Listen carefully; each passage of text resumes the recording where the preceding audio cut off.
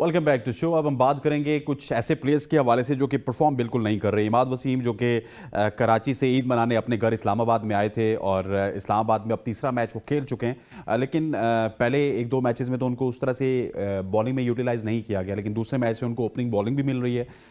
Bowling में भी इतने साजगार नज़र नहीं आ रही हसन भाई वो, और बैटिंग में भी कहीं ना कहीं वो स्ट्रगल कर रहे हैं। क्या कोई प्रेशर है या कराची में वो इतने ज़्यादा कंफर्टेबल थे कि अब इस्लामाबाद में वो परफॉर्म नहीं कर पा रहे? यार 70-80 मैचेस खेले हुए T20 फॉर्मेट में, इतनी सारी क्रिकेट खेली हुई, अब कौन सा प्रेशर रह गया उनके करियर में। उन्होंने स्टार्ट ही अपना 19 से किया और जब 19 भी खेली पाकिस्तान में, फिर डोमेस्टिक खेली, फिर फ्रेंचाइज लीग में इतना खेलते रहे, कैरेबियन लीग हो गई, हर जगह खेले हुए, मगर फिर भी परफॉर्मेंसेस चाहिए क्योंकि आगे वर्ल्ड कप आ रहा है। आपको पता है तो जितने भी प्लेयर्स हैं पाकिस्तान में वो सारे वर्ल्ड कप की दौड़ में, इमर्जिंग प्लेयर्स बहुत सारे खेल रहे हैं। सबसे ज़्यादा फ्रांस जिस तरह से उभर के आए हैं सामने, वो खेल रहे हैं, नाफे खेल रहे हैं, तो चांसेस सबके लिए ओपन है और डोर सबके लिए ओपन खुले हुए हैं। जो परफॉर्म करेगा वो ज़ाहिर बातें नजर आएंगी। अब ये इंपॉर्टेंट है कि बॉलिंग कर रहे हैं वो, आज थोड़ा सा लो बाउंस हुआ, लेग स्टंप पे खेलने गए, वो बॉडी लैंग्वेज नजर नहीं आ रही।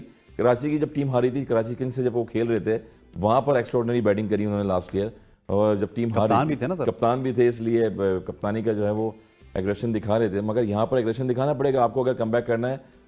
हमेशा से बहुत सारे पास में प्लेयर ऐसे रहे कि जब वो पाकिस्तान टीम में सेलेक्ट नहीं हुए तो उन्होंने एक्स्ट्राऑर्डिनरी परफॉर्मेंसेस दी हैं डोमेस्टिक में, अपने आप को जो है मनवाया है उन्होंने कि भाई मैं वापस कमबैक करके आ सकता हूँ। तो ये इनके लिए एक बहुत बड़ा मौका है, चांस है कि अगर वो फ्रेंचाइज उनकी चेंज हो गई है अभी, तो यहाँ पर आके वो बैटिंग में भी वो परफॉर्मेंस करें जो लास्ट टाइम कराची किंग्स की तरफ से कर रहे थे। अच्छा यासिर भाई, आपसे मैं बात करूंगा मोहम्मद आमिर के हवाले से। Mohammad Aamir is bowling beautifully well, बहुत ही आउटस्टैंडिंग बॉलिंग करवा रहे हैं, लेकिन अनफॉर्चुनेट उनके साथ इस तरह है कि एशिया कप में जिस तरह नसीम अच्छी बॉलिंग करवा रहे थे, विकेट शाहीन को मिल रहे थे। अभी विकेट्स 3 मिले हैं अबरार को, 3 मिले वसीम जूनियर को, लेकिन आमिर को विकेट तो नहीं मिला। लेकिन आमिर बहुत ही ज़्यादा इम्पैक्टफुल बॉलर जिस तरह पहले थे अभी भी हैं, रन 24-30 के करीब देते हैं, लेकिन शानदार बॉलिंग करवा रहे हैं मोहम्मद आमिर। देखिए रिसेंट पास में आमिर के जब जाने के बाद कई ऐसे प्लेयर आए कि जो ऑन एंड ऑफ पाकिस्तान के लिए खेलते रहे, मगर वो इतने स्किलफुल नहीं नज़र आए हमें जितने आमिर हैं। और अभी भी देखें वो इस अपने कैरियर का समझ लें कि अब आखिरी हिस्सा है उनका कैरियर का, और उसके के बावजूद भी कंपेटिटिव क्रिकेट में जिस तरीके से वो बॉलिंग कर रही है, जितना तजुर्बा उनके पास है। आप देखें आज भी पहले 2 ओवर जो उन्होंने की बेहतरीन, उसमें डॉट बॉल्स की, आखिरी दोनों ओवर की आखिरी बॉलों पे उनको चौका और वो लगा, छक्का लगा। अदरवाइज वो अभी भी अनप्लेबल हैं, दोनों तरफ स्विंग कर रहे हैं। जो उनका एनर्जी है, इशू उनको होता था जब पाकिस्तान टीम में 1-2 दफा आए और ड्रॉप भी हुए, वो मेरे ख्याल से उनकी फिटनेस का इशू था। मगर अभी वो अपनी अच्छी फॉर्म में है और जिस तरीके से वो बॉलिंग कर रहे हैं, और जितने भी नए क्रिकेटर्स हैं, जितने भी हमारे बॉलर्स स्पेशली, अभी भी उनको सीखना चाहिए कि देखिए T20 में लेंथ वही होती है, वो जो 5 और 6 मीटर जो आप स्टंप से दूर बॉल करते हैं, लेंथ वही है, मगर आपको अपने स्किल्स को बेहतर करना पड़ेगा। देखिए यॉर्कर हमेशा से, अगर अच्छा यॉर्कर है ना, तो वो हमेशा से सक्सेसफुल बॉल रहा है। और एक और भी होता है, देखिए वाइड यॉर्कर जब आपको मार पड़ रही होती, कल का अगर आप मैच देखें, जिस तरह जमान को देखें मार पड़ रही थी, तो उन्होंने सारे बॉल्स उनको या लो फुल टॉस से उन्होंने कोशिश यॉर्कर की थी। देखिए वहां पे अगर थोड़ा सा ऑफ स्टंप के बाहर यॉर्कर रखते तो वो चौके या छक्के। सर मैं थोड़ा सा कट करूंगा सर, वो जमान खान आपके साथ न्यूजीलैंड में भी मौजूद थे। मसला ये है ना कि इस दफा जमान खान थोड़े से डिफरेंट आपको इस वजह से नजर आएंगे कि वो पाकिस्तान खेल चुके हैं, पाकिस्तान की कैप आ चुकी है, थोड़ी सी वो आपको पता है, थोड़ा सा एक्स्ट्रा प्रिविलेज बंदा अपने आप को समझना स्टार्ट हो जाता है, तो फिर वेवर्ड हो जाता है।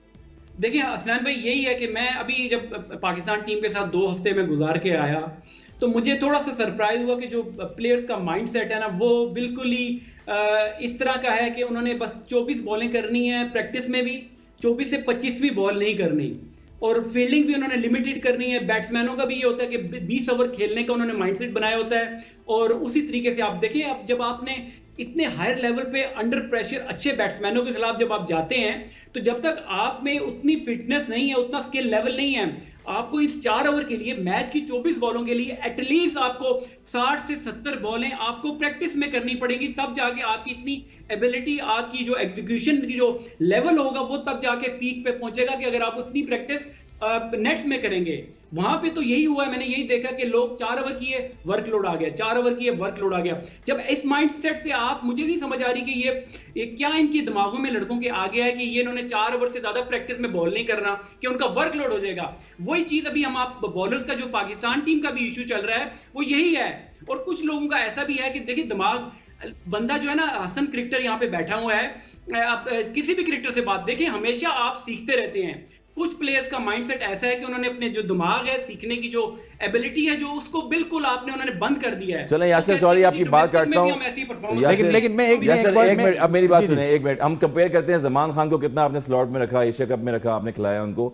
आप मोहम्मद अली की मिसाल देता हूं मैं आपको, एक टेस्ट खेला हुआ प्लेयर, आपको पता है पाकिस्तान में कितने सारे प्लेयर्स आते हैं और चले जाते हैं, उन्होंने कितना इंप्रूव किया है और आउटस्टैंडिंग बॉलिंग कर रहे हैं। वो पिछली लीग में भी खेले, 8 विकेट्स हैं, 8 मैचेस हो चुके हैं अब तक पीएसएल के, और 8 विकेट्स हैं, हाईएस्ट विकेट टेकिंग में जा रहे हैं वो। मैं थोड़ा सा ये भी एक उन्होंने, क्योंकि डोमेस्टिक में काफी बॉलिंग की हुई थी उन्होंने। मैं एक और चीज ऐड करना चाहूंगा यासिर भाई, आप भी अपनी मिसाल ले लें कि 2000 में आपका डेब्यू हुआ था और 2005 तक आपने पाकिस्तान टीम में सिर्फ 12 ओवर्स करवाए थे, लेकिन डोमेस्टिक में मीनवाइल मेरा ख्याल है आपने सैकड़ों विकेटें ली होंगी।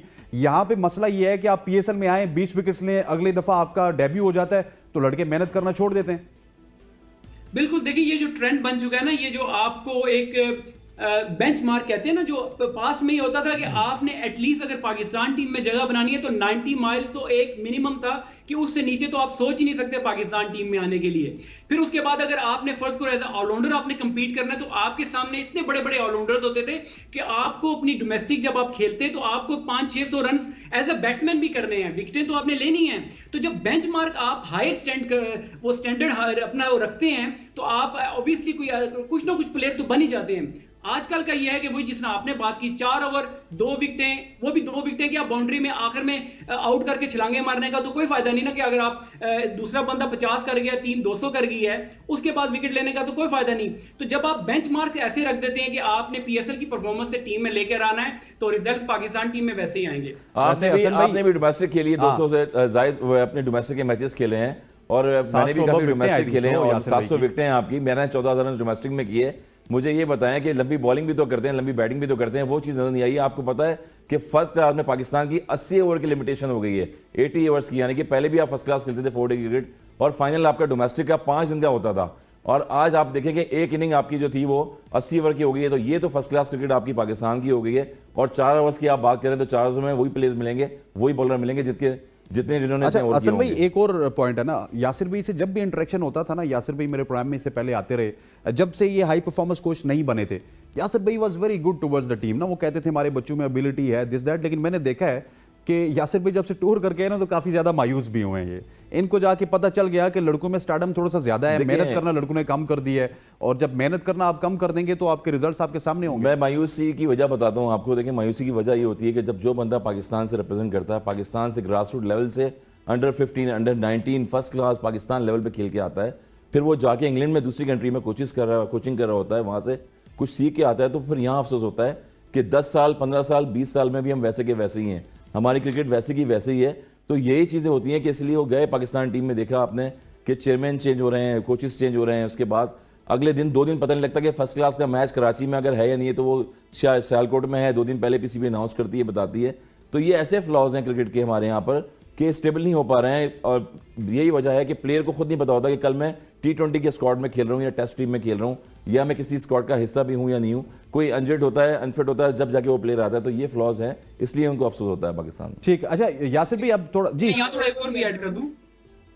जी यासिर भाई देखिए एक चीज है, देखिए पहले हम बड़ी ही फख्र से, हम लोग जब छोटे थे, हम लोग इकट्ठे खेलते थे, हसन भी मैं भी हम लोग खेलते थे, तो हमें बड़ा शौक होता था कि पाकिस्तान टीम को इवेंचुअली जाके इंशाल्लाह अपनी परफॉर्मेंस, अपनी मेहनत से जाकर पाकिस्तान टीम में जगह बनानी अपनी परफॉर्मेंस से। ठीक है, कोई शॉर्टकट या ये इस तरह की चीजें हम देखते नहीं थे। मगर अब मैं देखने में यह आ रहा है कि सिर्फ ये पाकिस्तान टीम नहीं, उसके अलावा भी जो लीग्स में भी लड़के खेल रहे हैं, देखिए वो प्राइड नहीं ले रहे पाकिस्तान खेलने के लिए, वो प्राइड नहीं ले रहे कि वो उनके यहाँ पे पाकिस्तान कैप हो या पाकिस्तान का जंपर हो, लोग भाग रहे हैं टेस्ट क्रिकेट खेलने से। इस चीज की मुझे मायूसी और अफसोस तो इस चीज का थोड़ा हुआ है कि जिस मुल्क में इतनी रिच हिस्ट्री है, कि इतने बड़े बड़े क्रिकेटर इस मुल्क ने प्रोड्यूस किए हैं, मगर आजकल जो कल्चर बन चुका है लीग का, उसने तो पाकिस्तान के प्लेयर्स की तबाही मचा दी है। पूरा माइंडसेट जो है प्लेयर्स का, वो उस तरफ ध्यान ही नहीं दे रहा कि आपने कोई जाके 50 ओवर खेलनी है या लॉन्गर फॉर्मेट खेलनी है। आप देखें पाकिस्तान का डोमेस्टिक हो रहा था, बांग्लादेश लीग हो रही है और ILT हो रही है। प्लेयर्स न्यूजीलैंड से आए, कोई बांग्लादेश चला गया, कोई दुबई चला गया। पाकिस्तान की जो अपनी क्रिकेट है, जो 4 डे क्रिकेट हो रही थी या फाइनल या जो भी क्रिकेट हो रही थी, उसके लिए अवेलेबिलिटी नहीं है। तो इन चीजों को देख के बड़ा ही अफसोस होता है। देखिए, जब आप ऑफ सीजन हो तो फिर आप बिल्कुल जाएं, आपकी क्रिकेट अगर नहीं हो रही तो आप बिल्कुल लीगों में, इंग्लैंड में काउंटी खेले, मगर जब आपका डोमेस्टिक सर्किट चल रहा हो या मैचेस चल रहे हो, आपको 100% अवेलेबिलिटी देनी चाहिए। इंग्लैंड की अब लोग बात करते हैं ना, इंग्लैंड के प्लेयर हर लीग में खेल रहे हैं, वो इसलिए खेल रहे हैं कि जब उनका काउंटी का सीजन होता है वो कहीं नहीं जाते, और जब उनका अभी विंटर है, यहां पर इंग्लैंड में विंटर है, कोई क्रिकेट नहीं हो रही, तब वो जाके लीगों में खेल रहे हैं। तो इस चीज को देख के मेरे थोड़ी मायूसी हुई। बिल्कुल मायूसी हुई है यासिर भाई, और बिल्कुल ठीक कह रहे हैं आपके, मायूसी होनी चाहिए। ज़रा मैच समरी डालते हैं, मैच समरी पर नज़र डालते हैं, और उसके बाद थोड़ा सा मैच के ऊपर भी डिस्कस करेंगे, और फिर यहाँ पर अब थोड़ा सा आगे जाके एक मैच है बड़ा क्रूशल, उसके हवाले से भी बात करेंगे, जो कि पेशावर ज़ल्मी और मुल्तान सुल्तान के माबेन खेला जाएगा। एक तरफ होंगे मोहम्मद रिजवान और दूसरी तरफ होंगे बाबर आजम। लेकिन उससे पहले थोड़ा सा सम अप करना चाहूँगा, कुछ एक दो क्वेश्चन ऐसे हैं जो रह गए, जो मैं हसन भाई से भी पूछना चाहता हूँ और यासिर भाई से भी पूछना चाहता हूँ। ज़रा मैच समरी के ऊपर नज़र डालेंगे और उसके बाद देखेंगे कि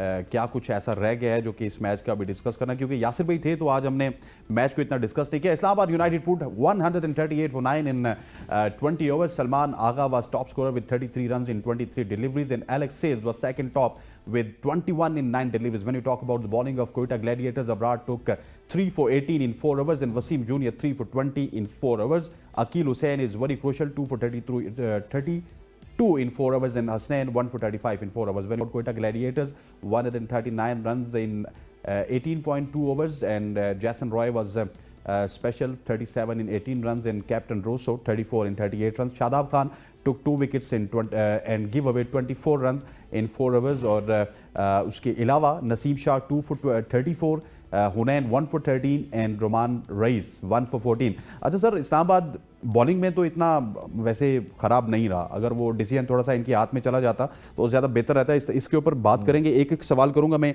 हसन भाई से भी, यासिर भाई से भी, और उसके बाद हम अगले मैच की तरफ जाएंगे। यहाँ पर वक्त हुआ चाहता है एक शॉर्ट सी कमर्शियल ब्रेक का, ब्रेक लेते हैं। Stay with us.